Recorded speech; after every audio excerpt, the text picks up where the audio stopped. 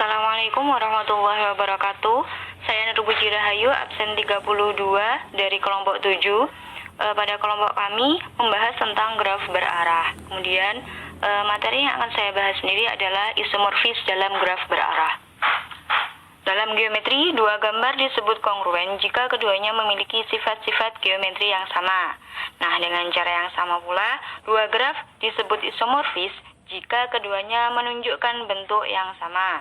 Yang dalam hal ini di graf berarah, korespondensi atau hubungannya harus memperhatikan arah garis atau sisinya. Oke, langsung pada contoh. Bisa teman-teman lihat, di situ ada 3 buah graf yang ditampilkan, graf 1 atau G1, G2, dan G3. Nah, bisa teman-teman lihat sebentar. Oke, untuk membuktikan bahwa G1 isomorfis dengan G2, maka dibuat fungsi G. V G1 memetakan V G2, kemudian fungsi H E G1 dipetakan E G2. Nah, yang mempertahankan titik-titik ujung serta arah garisnya. Fungsi G yang mana di situ ada V itu adalah hubungan dari titik-titik yang ada pada G1 dan G2. Kemudian pada fungsi H, E, EJ itu adalah hubungan sisi-sisi atau garis-garis yang ada pada G1 dan juga G2. Oke. Dalam G1 ada 4 garis yang keluar dari V3. Titik yang memiliki sifat seperti itu dalam G2 adalah titik V1, sehingga dibuat fungsi G sedemikian hingga G V3 sama dengan V1, G V1 sama dengan V2, G V2 sama dengan V3, G V5 sama dengan V4, dan G V4 sama dengan V5. Oke. Bisa teman-teman lihat pada gambarnya. Di situ pada G1 atau graf 1 ada titik V3 yang mana ada 4 garis yang keluar dari V3. Kemudian pada G2 ada titik V1 yang juga ada 4 garis yang keluar dari V1. Nah, sesuai yang kita bahas tadi, bahwa G V3 sama dengan V1 pada G2, kemudian G V1 sama dengan G V2, G V2 sama dengan V3, G V5 sama dengan V4, dan G V4 sama dengan V5 pada graf 2.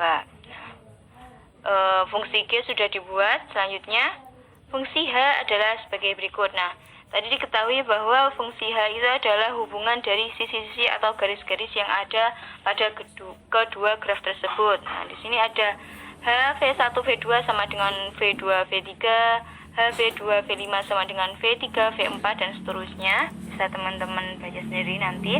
Oke, sebelumnya kita lihat gambar lagi.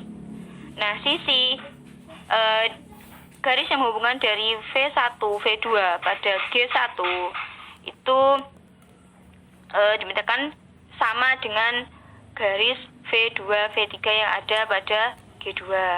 Kemudian H V2 V5 pada G1 sama dengan V3 V4 pada G2. Dan ada H V5 V4 sama dengan sama dengan V4 sama dengan V4 V5.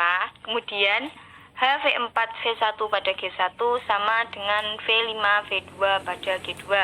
Kemudian pada titik V3 itu H V3 V1 sama dengan V1 V2, H V3 V2 sama dengan V1 V3, H V3 V5 sama dengan V1 V4, dan H V3 V4 sama dengan V1 V5 pada G2. Nah, ini teman-teman bisa lihat hubungannya dalam fungsi H. Oke.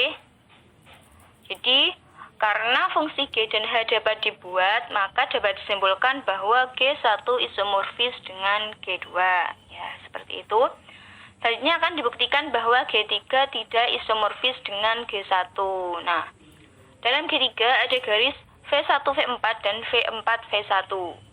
Jika G1 isomorfis dengan G3, maka harus ada fungsi H G3 memetakan G1 sedemikian hingga H V1 V4 dan H V4 V1 merupakan garis-garis dalam G1. Nah, kita lihat gambarnya lagi.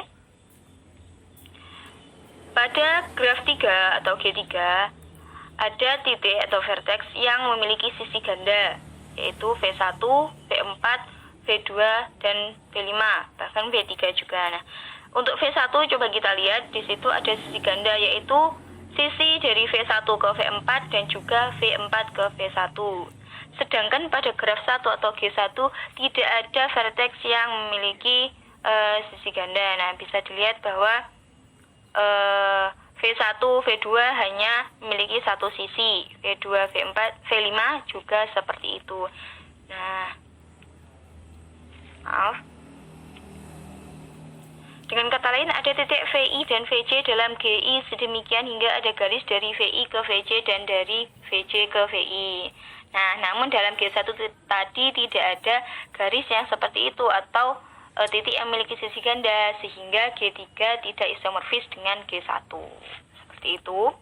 Lanjut pada jenis-jenis graf yang diarahkan. Nah, di situ graf berarah simetris adalah graf berarah di mana terdapat titik yang memiliki sisi ganda yang arahnya berbalik namun tidak memiliki loop atau gelang. Nah, pada graf yang ditampilkan itu kita ketahui bahwa titik V1 atau vertex 1 itu memiliki sisi ganda, yaitu sisi dari V1 ke V2 dan juga V2 ke V1, begitu juga dengan V2-nya. Nah, dan pada graf tersebut tidak memiliki loop atau gelang. Jadi itu disebut graf berarah simetris atau digraf simetris. Selanjutnya ada graf berarah sederhana, yaitu graf berarah yang tidak memiliki loop dan juga sisi ganda. Nah, ini lebih mudah.